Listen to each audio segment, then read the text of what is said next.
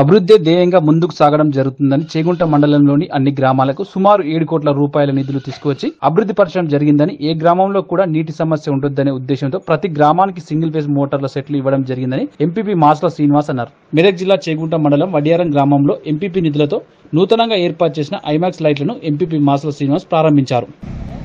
మండల ప్రజా పరిషత్ ఎంపీపీ నిధుల నుంచి మరి అన్ని గ్రామాలకు అందరు ఎంపీటీసీలకు ఐమాక్స్ లైట్ ఇవ్వడం జరిగింది.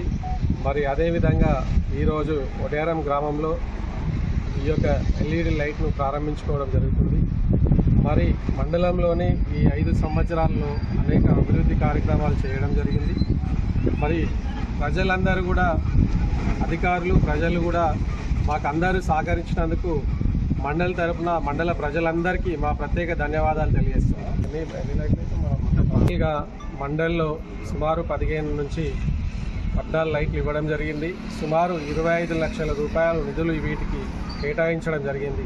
అదేవిధంగా మండలిలోని 5 సంవత్సరాలలో మరి ప్రతి గ్రామంలో కూడా స్కూల్కు కానీ ఎక్కడైతే వాటర్ ప్రాబ్లం ఉందో అక్కడ సింగిల్ ఫేస్ మోటార్లు ఒక్కొక్క ఊరికి 2, 3, 4, 5 చొప్పున కూడా ఇవ్వడం జరిగింది మండల నిధుల నుంచి ఎంపీటీసీలకు. మరి అదేవిధంగా సైడ్ రైన్స్ కూడా ఇవ్వడం జరిగింది.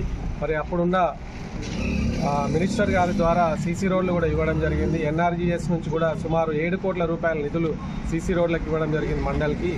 మరి మండలంలోని ఇప్పటి వరకు సింగిల్ వడియారం గ్రామానికి ఎల్ఈడి లైట్స్ మరియు బోర్ మోటారు ఎంపీపీ గారికి ఎంపీపీ ఫండ్ నుంచి మాకు ఇచ్చినందుకు వారికి కృతజ్ఞతలు తెలియజేస్తున్నాము. మా వడియారం గ్రామానికి